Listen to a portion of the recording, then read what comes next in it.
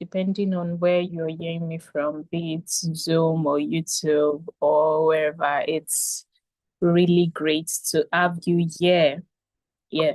So we're going to be starting now while we have the rest of our guests joining us. And yeah, just by way of introduction, my name is Florence Isika, and I'll be your host for tonight. So, let's just have a wonderful time. If you're joining us from YouTube, we would love you to be part of this conversation. So you can do well to drop any question you have during the course of the conversation on the chat box, and it's going to be addressed.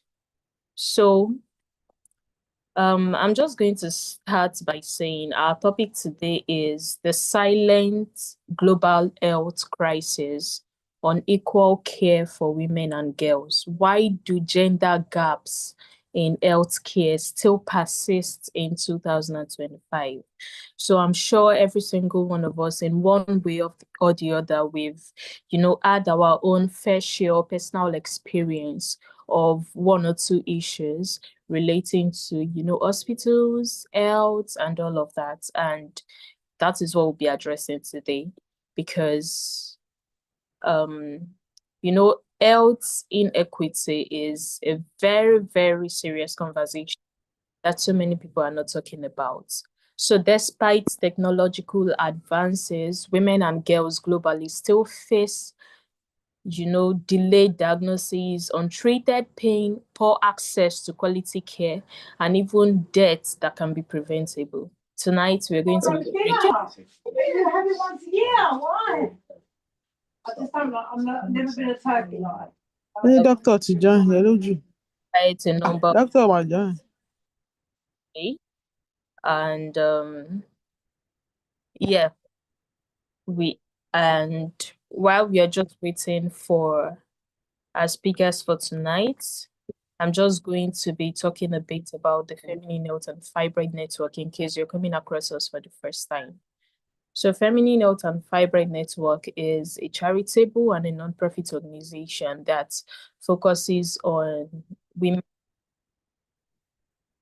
We raise awareness, advocacy for women's health, endometriosis, fibroids, reproductive health, and in our own little way, we do our best to be able to be the support that so many women need. And that is why I feel we should be one of the best people to also, talk about this conversation relating to health inequity. So we currently have two of our speakers here right now. We have Amarachi and we have Chisom. Yeah, Amarachi and Chisom, you would need to put on your video. Thank you. And once their video is turned on, they're going to be doing a little bit of introduction about themselves, and we're going to kick off for tonight. If you can hear me, please, can you just, put an emoji or, something in the chat box so I'm sure I'm not the one just talking to myself. Yeah, I can hear you. I can hear you clearly. Welcome. Thank you. Amarachi, if you can just, turn on your video also, it would be great. But while we're waiting for Amarachi to do that, Chisom, I would just love you to briefly tell us about yourself, who you are, and Okay. you are about the conversation tonight.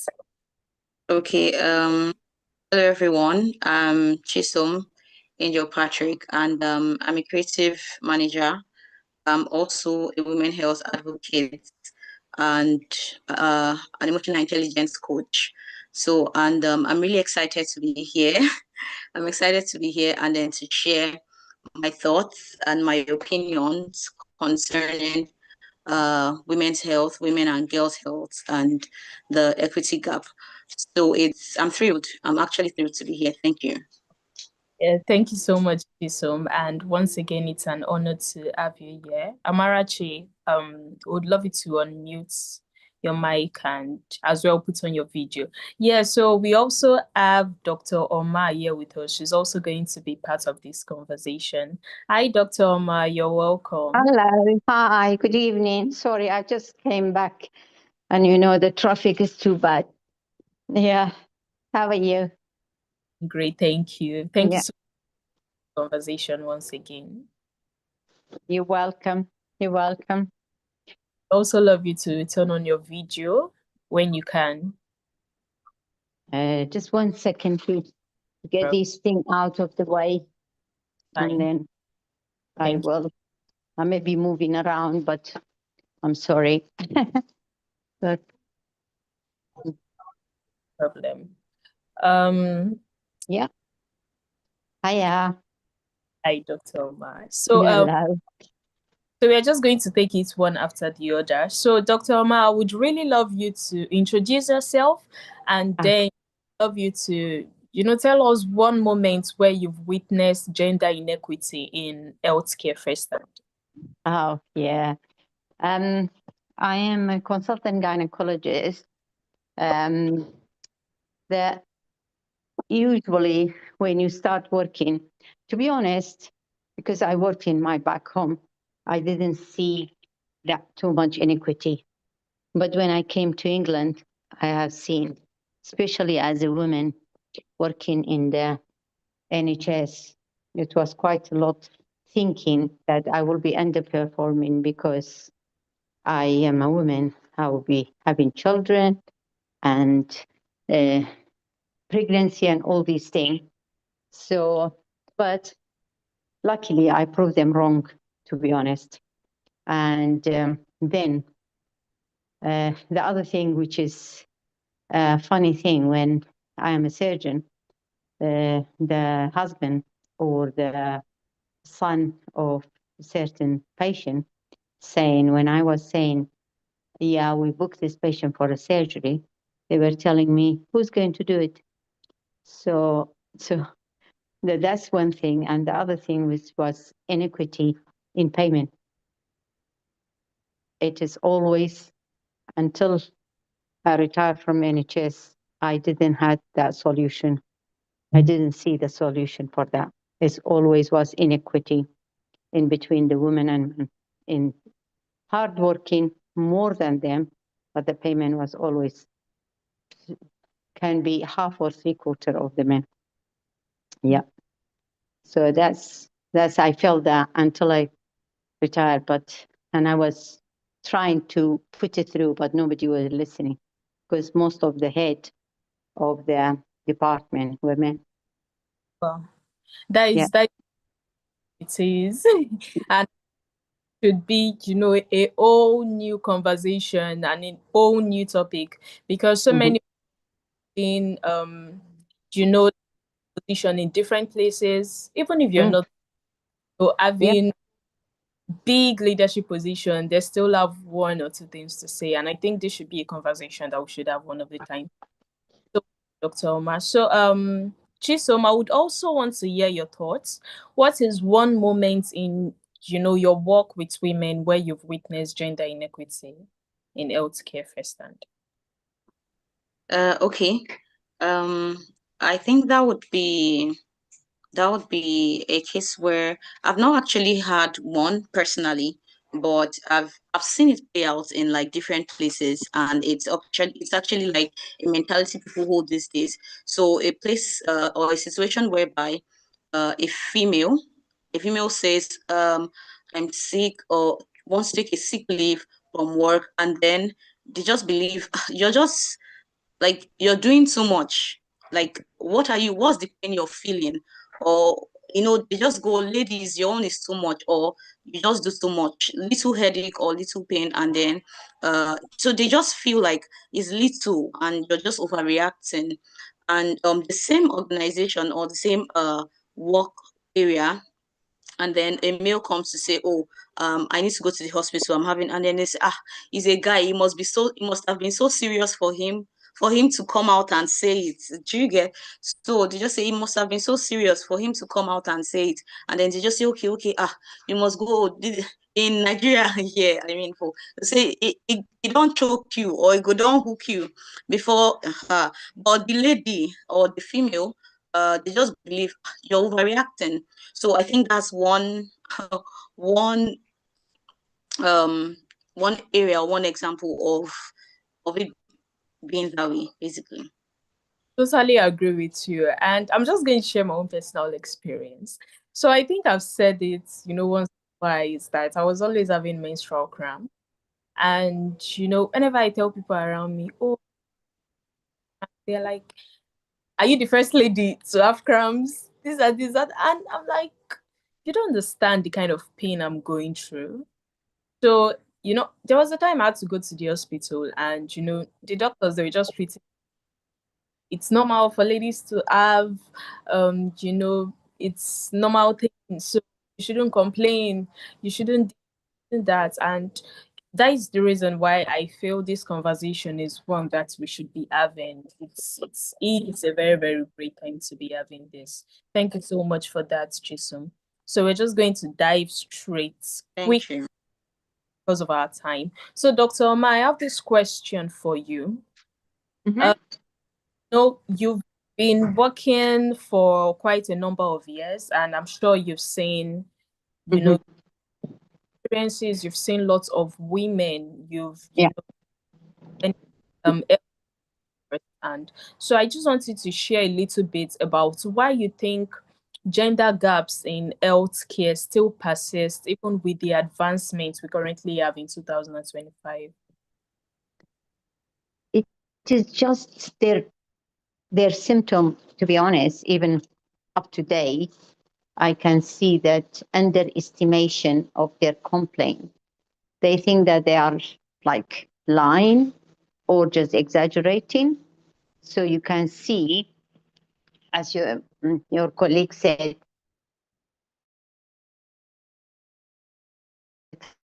everything exaggerated.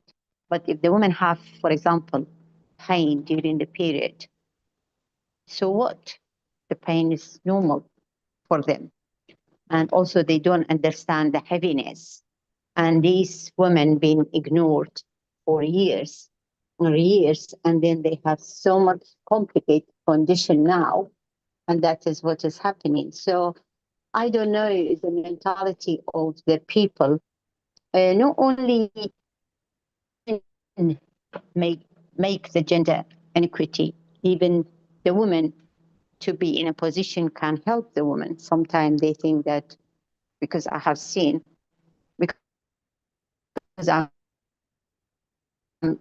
looking up, I see 35, 38 trying to become pregnant, and they've been complaining all their life about the pain, about the heaviness of the period, but still nobody listened to them. So it is basically been labeled that they should be all right. Always they should not complain. That's a problem we have.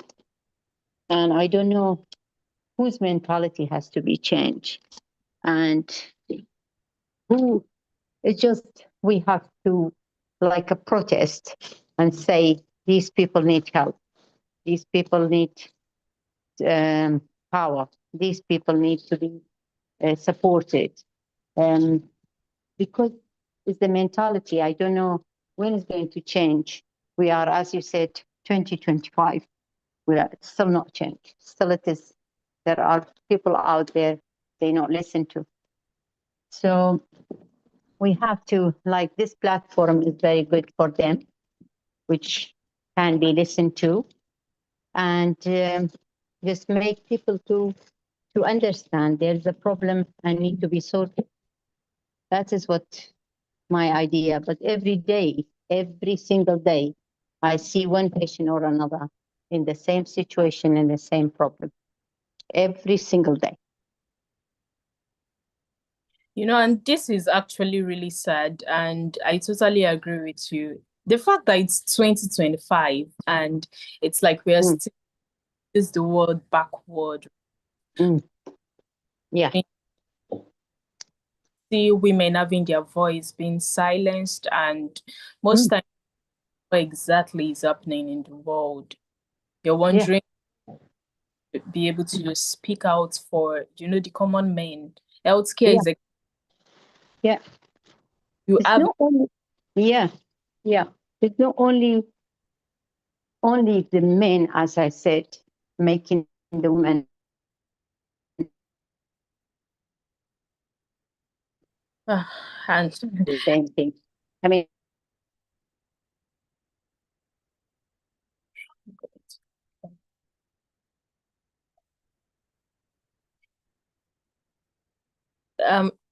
Dr. Omar, can you hear me?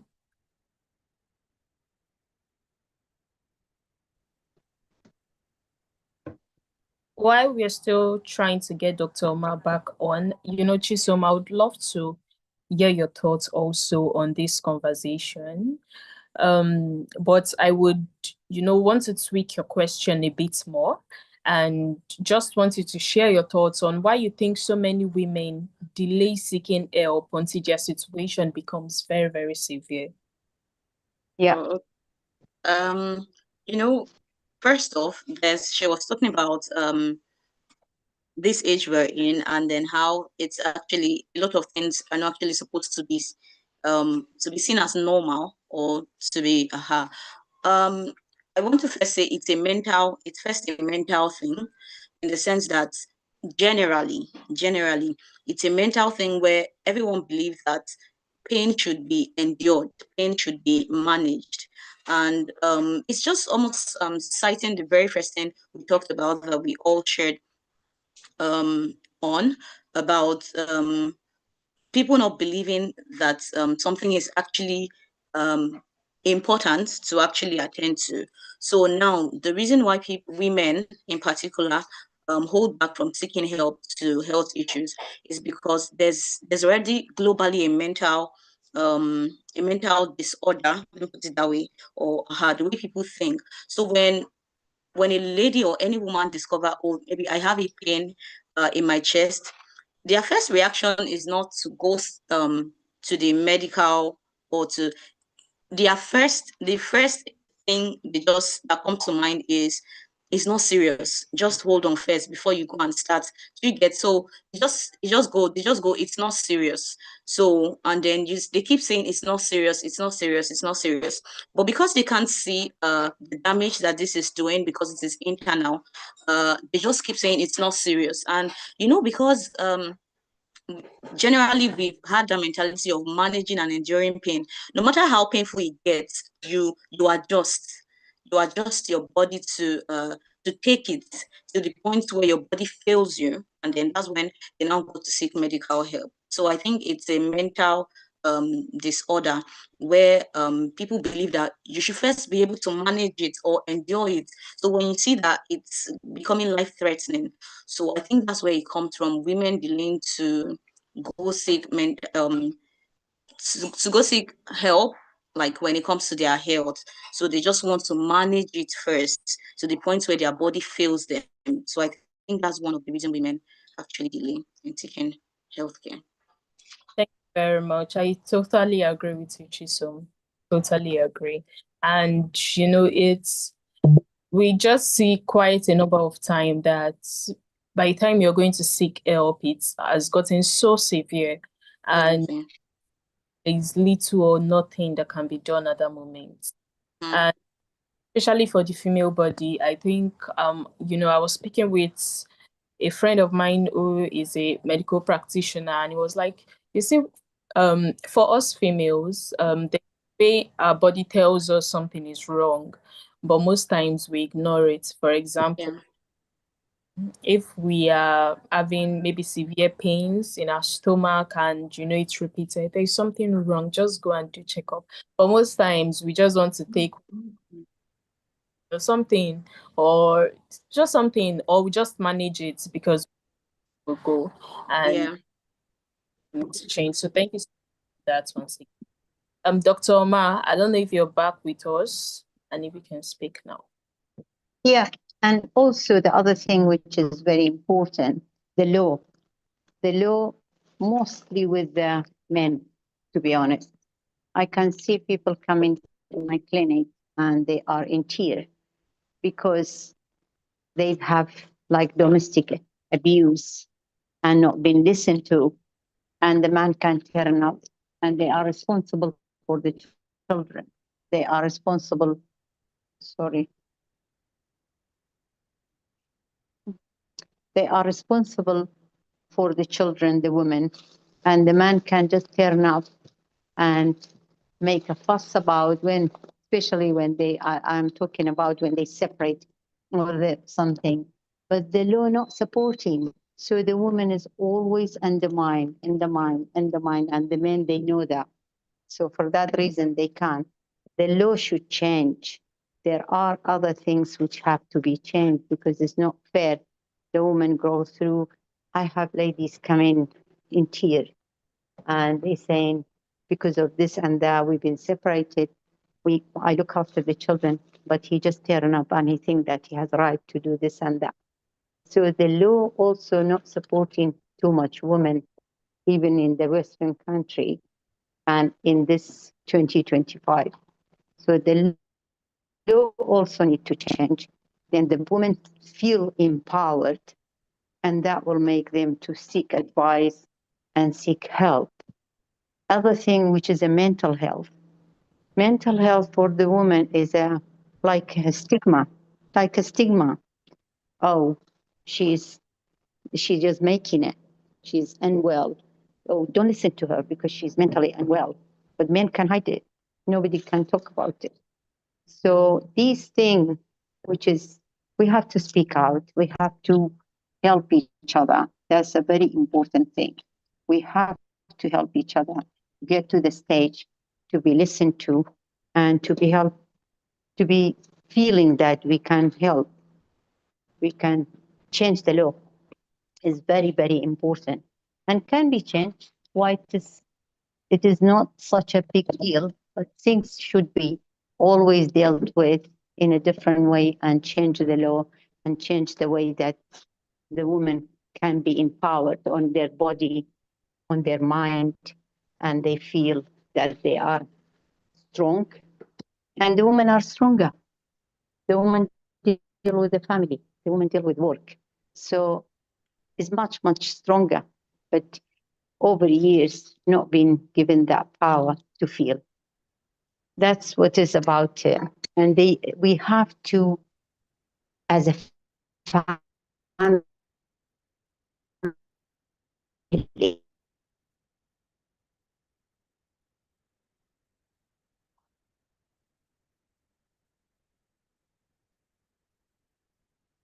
Okay, hi, Dr. Omar. Can you even do that a boy can do. I have heard a lot of girls coming to me in their teenage.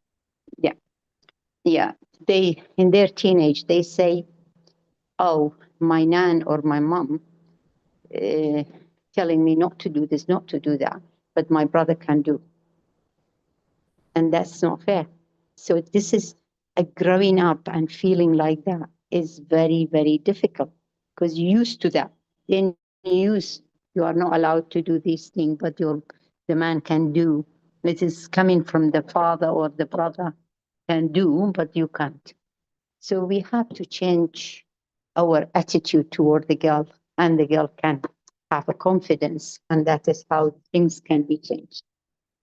I totally agree with you, Dr. Omar. Thank you so much for that. You know, the law has a long way to go, a long way.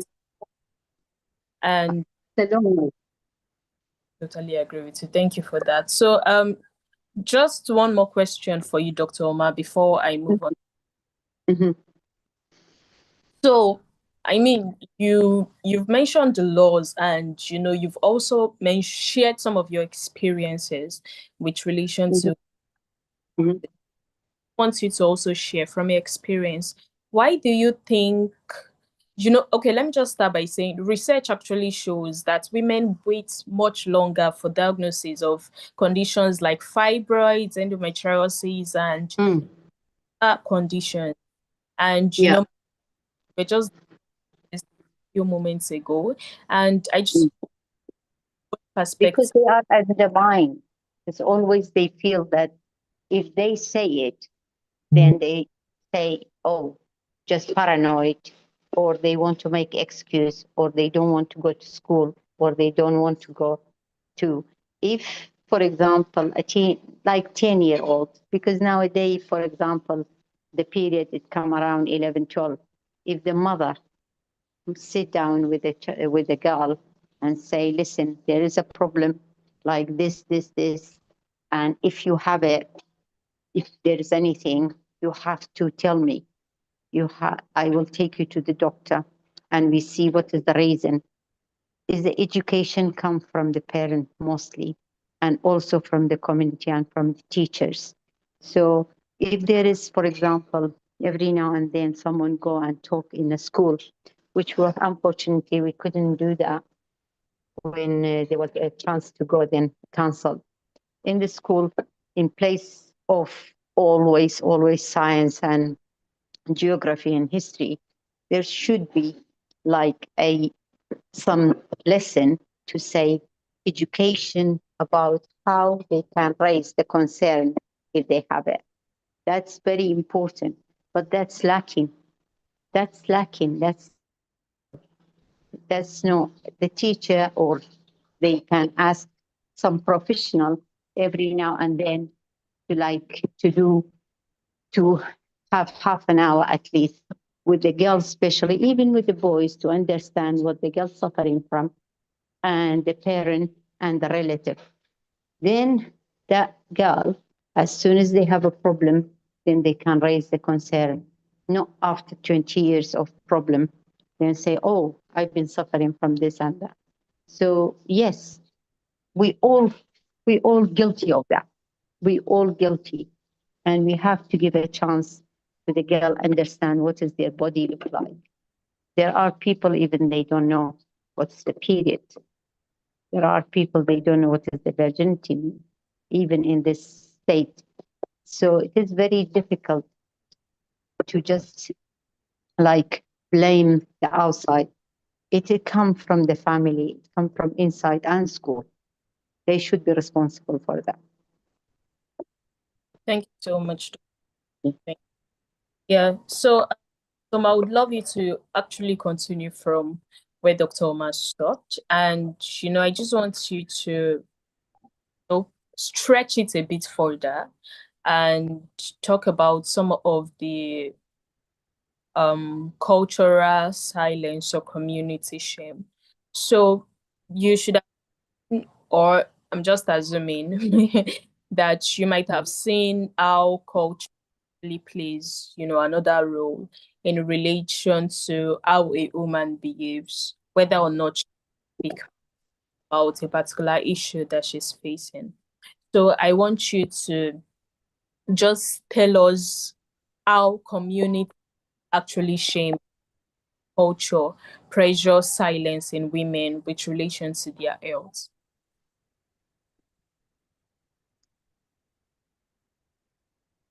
That for me, or for your colleague? So my ear, can you hear me? Yes. Oh, okay. Yeah. Okay, I can hear you. I can hear you. Okay, I think first thing is when a set of people or when a community don't understand the cause of a thing, when they don't understand a particular thing, everyone is open to so many opinions and then so many interpretations of it. So I feel that one of the situation with cultural and then community stigma is that the community don't even understand what health care is. They don't even understand how someone come to have fibroid or how somebody come about to have some certain healthcare issues. And so because of their ignorance, they just interpret it anyway and then decide to stigmatize people. So let's say for instance, let me give for instance, when I was growing up, we had in the community a girl who um was like her tummy was severely bloated, like to the point where you think she was pregnant, and people don't understand what that is or how it came about. and everybody just stigmatized her and said, she has gone to, who knows what she has gone to do with her life, and that she's doing this, who knows what she has gone to do, not like, everyone just interpreted it different way. So if the community is even educated on basic health terms and then how it comes about, I think empathy would also now be infused into the community, and then culturally to say, oh, this is due to this, or this person is suffering this. It seems like, so the community or culturally, whatever space this person finds themselves in, with that understanding of basic about healthcare, they're able to give the needed support. They're able to give the needed support and just interpreting it and then stigmatizing these people. So I think that's what happens is that the community culturally, they don't even understand basic health issues, and then the terms or her to be able to offer support. And then sometimes it's traditional, given that men sometimes are more appreciated or more valued than women. So we have that. That is not being neglected. We understand that happens in certain part of the world, where once it's a female going through, the community just go straight to say, that's them again, women and their issue. They've been there. So vitally, going forward, trying to create a solution. I think if little communities are educated on this is called tribal, or this is called this, and then it is contacted through this, and then not this. So just debunk myths that people believe about some certain healthcare issues, and then I think people will understand, and then empathy will be infused to help people walk through their period of health issues, basically. Thank you so much for that, Chisom. That was, it's really insightful. That is a very, very insightful answer. And I totally agree with you. Community, educating the community is very, very important. I have my own personal stories to share, but I mean, you guys are doing justice to it. So if you're joining us, for the first time, once again, my name is Florence, and this is Feminine Health and Fibroid Network. If you're watching us on YouTube and you want to be part of this conversation, you can just drop your message in the chat box and we're going to address it. So we have one more speaker who is supposed to be joining us tonight, and that is Amarachi. I introduced her at the beginning, but for some reason she wasn't able to. So I'm going to be throwing my next question to her. So Amarachi, confirm you can hear me. Yeah, I can hear you. Good evening. Amarachi, good evening. So you're just going to introduce yourself to our audience. Sorry, I didn't get you. What did you say? Can you briefly introduce yourself? Okay, all right. Hello everyone. Good evening. Hello. I am Amarachi Dubu. I am an anatomist and also a social media manager and a woman health advocate. So I have a background knowledge of human health in general, and also the whole stigmatization in the healthcare, because I've had like the first-hand experience in the hospitals and all. Thank you so much, Amarachi. So is just going to be to you. So in your work with various women and even on the social media space as a social media personnel and manager that you are, I would love you to share why you think digital tools or platform are either closing this gap or expanding the gap, making it easy for women to either speak out or shutting them completely. So I just want to hear your thoughts on social media platforms, playing a very, very, great work of totally confusing everybody and just disregarding everybody. Sorry, I didn't get your question clearly. I think your network was breaking at some point. Okay, is it better? Oh, I think our network is bad. All right, so pending when Marachi can come back to join us, Dr. While we are addressing some of the problems that we're currently facing in the healthcare, we also want to talk about some of the solutions we think can help people out there, can help our viewers a lot of. Okay. Sorry, I didn't get your question Oh, okay. Hi, Amarachi. earlier. Sorry. Can you hear me now? Yeah, I can hear you now. So I was just asking that as a social media personnel and women's health advocate, you might have come across various social media posts on various digital platforms, either advocating for women or advocating against them.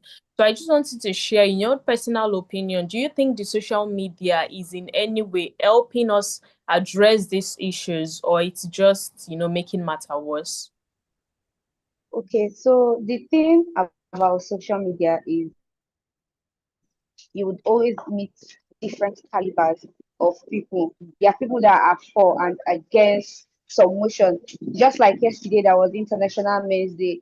You see some men saying, "Oh, that women could not even celebrate them. That we have like 5 Women's Day, and on their day, and them men did not even take out time to celebrate themselves.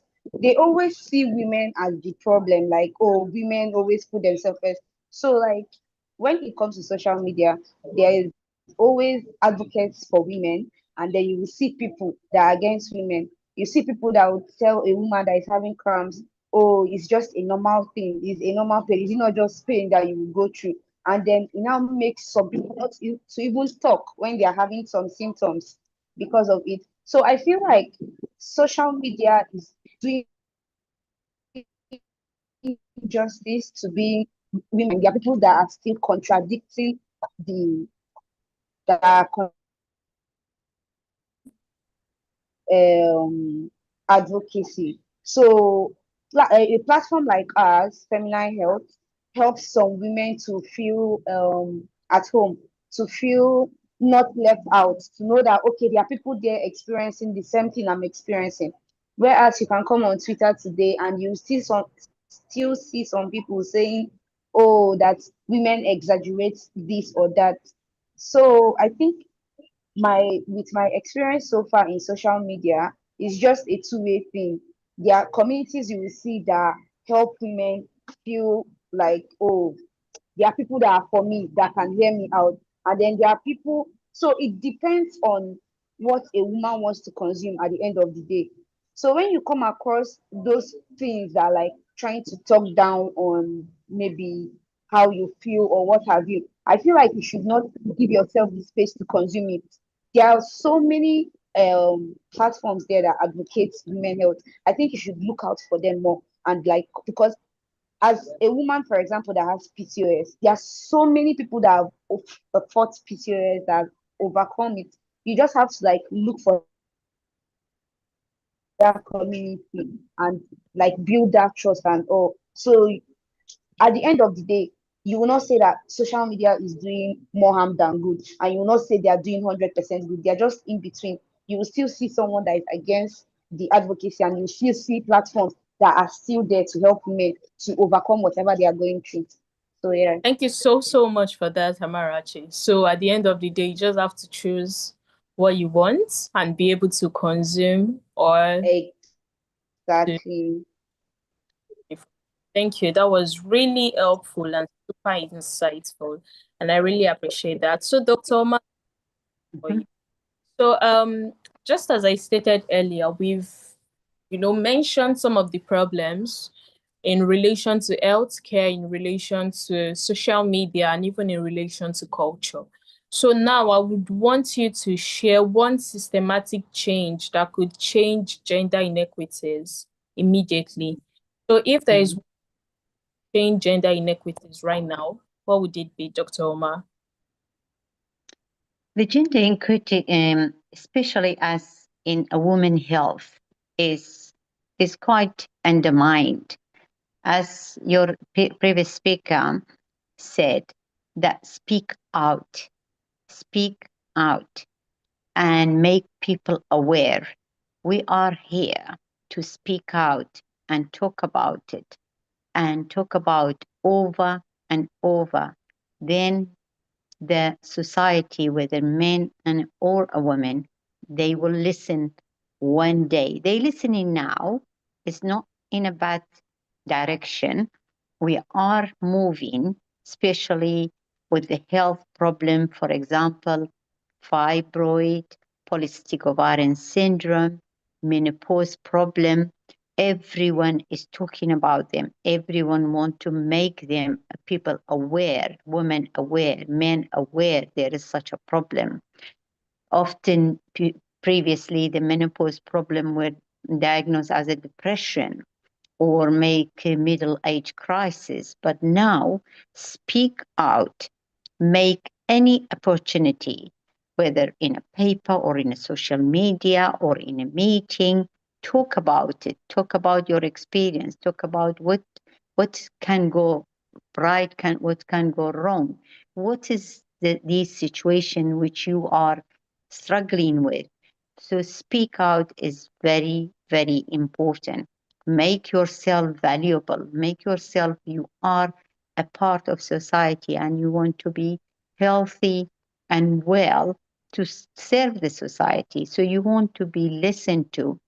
And in health, the most important thing, early diagnosis of these problems will sort out a lot of other problems, will sort out a lot of even economy. Economy will be much better than the women can sit at home and in pain and bleeding and not go to work because they can't speak out about themselves. They can't have a treatment. Early diagnosis is the very important thing.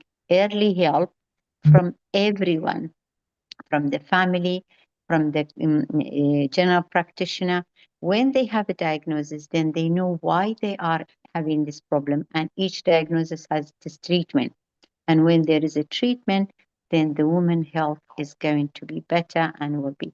Yeah, social media is very, very important. Yes, we're going through Google's, you're going through ChatGPT. All these things can give you some information, but if we not speak out about it, if we not have early diagnosis, there will not be early treatment. So early diagnosis is very important. Then the early treatment will be done, and then that person will know how to process the thing, how to live their life, how to organize their life, how to organize their family. And then that's what it puts the beneficial for community, beneficial for economy and success. That is what is so early speak out, early diagnosis. Don't be ashamed of it. Don't be listen to the people saying, oh, I was the same, but I had no problem, or I was the same, I just had that tablet. That's the wrong thing. So speak out and speak out, and demand for early diagnosis. Don't say, oh, these are a tablet, take it. I have a lady unfortunately given a contraceptive pill from age of 16, and now she's 32, and she was told, take it until you want to have children. And now she is in a higher stage of endometriosis, which if being diagnosed 10 years, 15 years ago, she would not be in that situation, which is very difficult now for treatment to become pregnant. Is she going to be pregnant? And the management is cost her and cost all the society because she can't go to work because she's in pain. So early diagnosis, and insist to have early diagnosis, because and when you insist, slowly people understand, oh, this girl, I sent her for the ultrasound and find out she has a fibroid. So I'm going to do the same for the other one and other one. So that is the most important thing. We have to put it on a society, put it to the young girl, put it to the woman, and they are going to be useful for the community, useful for the economy, and they have a happy life. And they don't have infertility too much to burden the NHS, to burden their family, to burden amount of money they send. So early diagnosis make them to have much easier treatment than later on in life. Thank you so Thank much. you. And when you were making your contribution, I just remember this encounter I had in an hospital. There was this woman, she had, I don't know, I think maybe fibroid or endometriosis. I can't really remember. And trying to strive her way into making sure that the doctor listens to her and, give her maximum attention. And they were just telling her that she just needs to go home, that there was nothing wrong with her. But she kept that there was something wrong with her and she needed them to things that are necessary.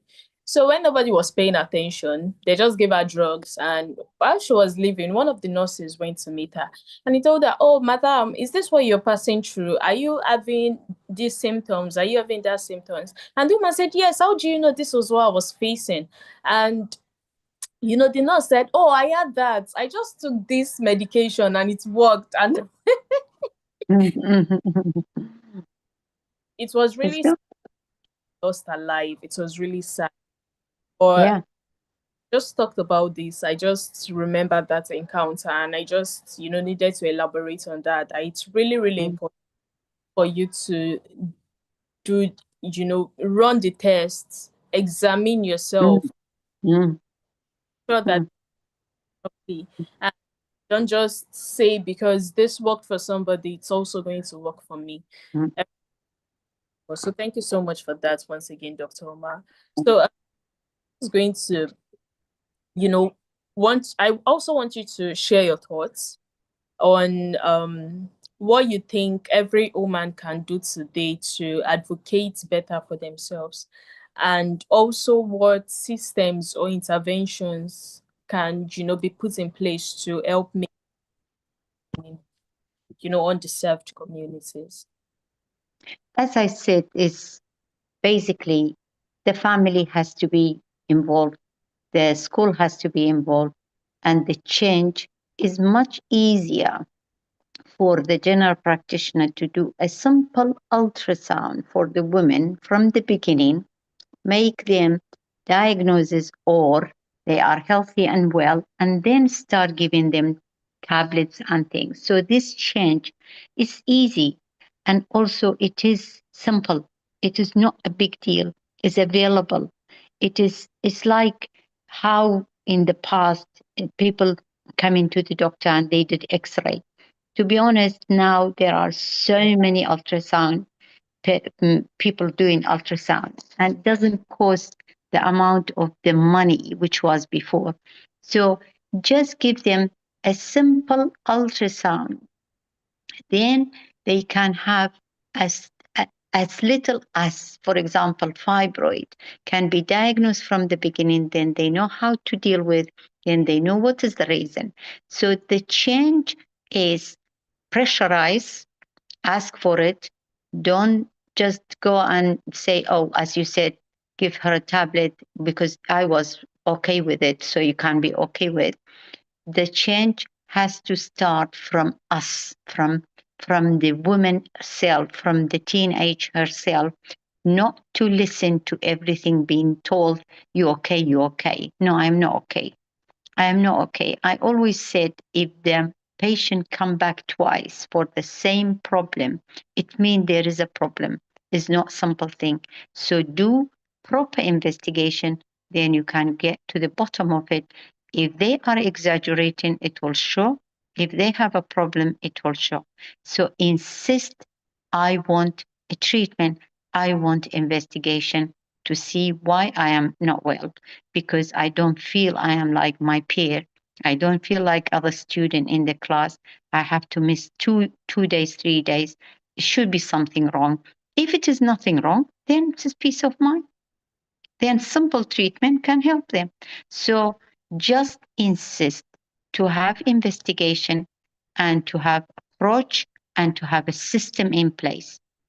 Yes, social media can help. Person himself, parent, parent and they come back and say, that's, I know it is now difficult to reach the doctor, or when you have a referral, they tell you it is a year. Say, okay, I am not going to wait for a year. Have ultrasound, because ultrasound for the women, for the women's problem is very, very important, and give a lot of diagnosis. If it's normal, then wait for a year, doesn't matter. Take a simple treatment. But if it is abnormal, then that time you press on the secondary care in the hospital to take you more seriously and more urgent than waiting for a year for your diagnosis to be made. Thank you, Dr. Oman. Thank you. And, you know, just for those that are watching, I am very, very sure that you are learning one thing or the other. And if you would also want to contribute by adding one or two things, you can always drop that in the chat box. And we appreciate your time, and we appreciate you for taking part in this conversation also. So Chisom, I hear one powerful message that you would tell to any woman out there. Oh, okay. I think one, I'm not sure if it's powerful or vital, basically, is that to know themselves past other people's opinion of them. And I think this would actually go a long way, even in the medical or healthcare profession, a place where you affirm yourself and then know yourself better than even the doctor can actually affirm, or actually, So I recall that a testimonial video we put out, FHFN, this, I think it was last week or this week, basically, about a lady sharing how the doctor just came and told her she had fibroid in a very, very, very, very ridiculous way. And one thing I want to say is that if girls are able to tell themselves that, okay, this is who I am, so you're able to just take aside any other opinion that someone else comes to give you, or if someone even addresses you a particular way, you don't see yourself as a victim. So that gives you the upper hand over anyone trying to even victimize you. A place whereby you just tell yourself that I cannot even be a victim of whatever someone says or how the person says it. So I feel that's one powerful message I just want to pass out there. You know yourself, know your body. I mean, sit down and then know your body. Just you could even take out time. You could say 2 weeks and then put a structure around it.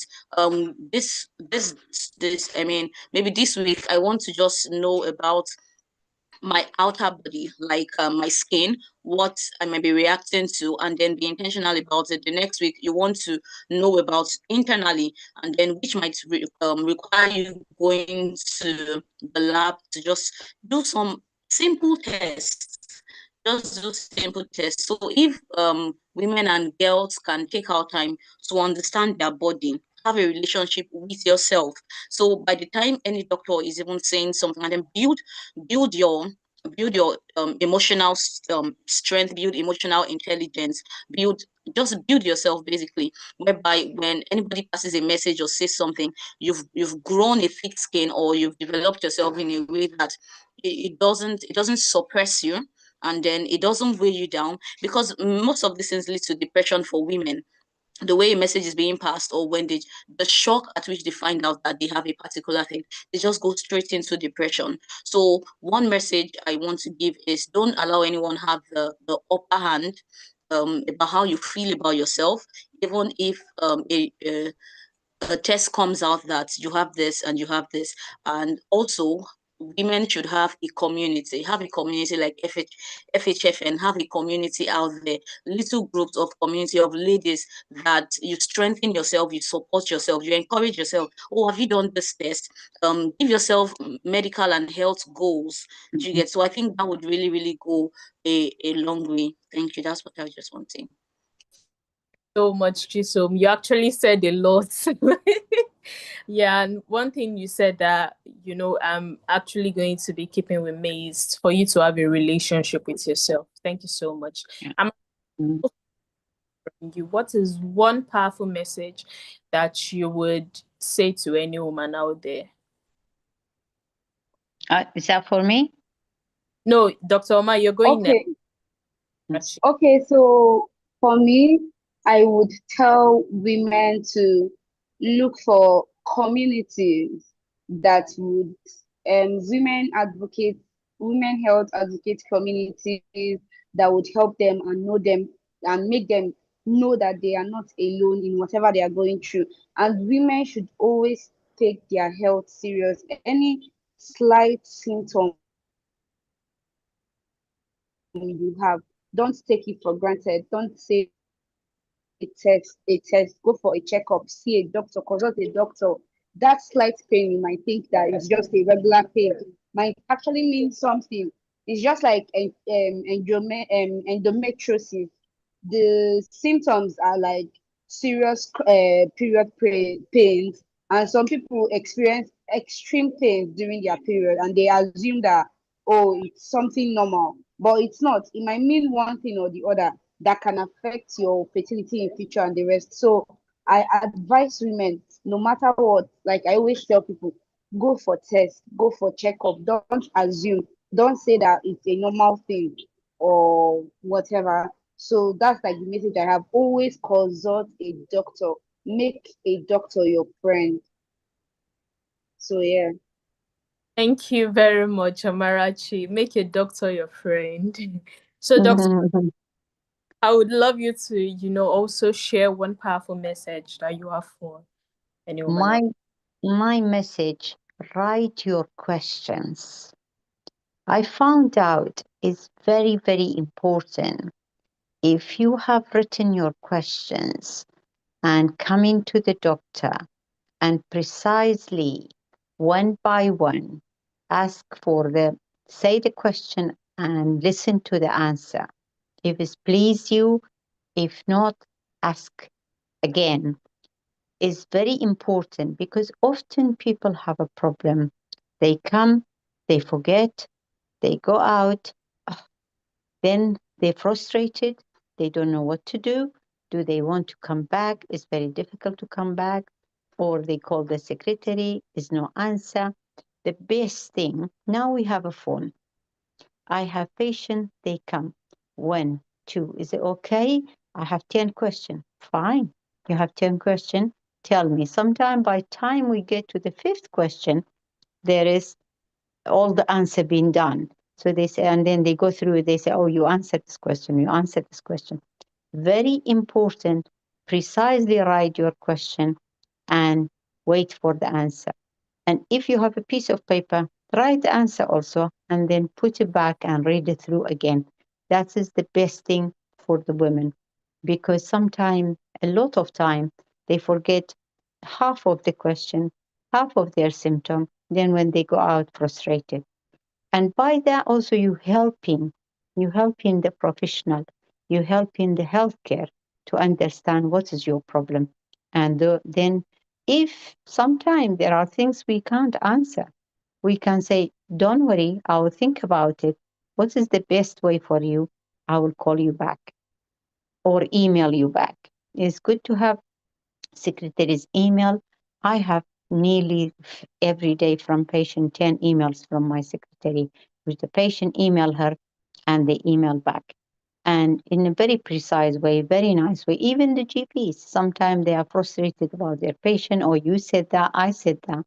I just read their question, read their, make their answer, and write a letter or answer back same time, and they are happy and I am happy. I will be more than happy because I have done my job, they have done their question. And it is very important to put it through. And also, as your previous speaker, make a social media. And also there is society, there is endometriosis society. We are here for fibroid. There is polycystic ovarian syndrome society. There is menopause society. But don't be confused with too much information. Precisely put your question. And if everyone have different approach, everyone have it. There is no one treatment. There is no one answer for each question. There's many answer for different people. So that's my message to them. For that profound message, Dr. Omar. I'm sure, you know, from me, I've learned a lot today, and I'm sure it's the same for every single one of us and for all of those that are watching us today. Dr. Omar, I really want to thank you for taking our time to be here today. Thank you. No, that's with pleasure, with pleasure. And thank you for arranging that. And unfortunately, we have Toya absent, but I'm sure she's listening. She's listening. She's listening, yes. Executive Have a Director. very good evening, and we meet again. We meet again soon. And anything the patient and any woman, I'm sorry because I'm a doctor, I'm calling patient, but anyone have question, please put it on a chat box and I will answer. Okay? Thank you. Good night. Have a nice evening. Bye. Bye. Bye. Bye. Thank you so much, Amarachi, for joining us tonight. Thank you, Chisom, for joining us for the It was nice joining. Thank you. to be here. Thank you so much, Mrs. Toyin Taibo, for also, listening behind the scenes. She has been here since we started. Thank you, Mrs. Toyin. Thank you. So yeah, like I said, we are always, this is like a home. You can drop a message on our social media platforms, Instagram, Facebook, Twitter, X, what we popularly know as. You can drop a message for us on LinkedIn. We would be willing to answer any of your questions. So till we meet again, thank you for joining this conversation. We look forward to seeing you again. Bye.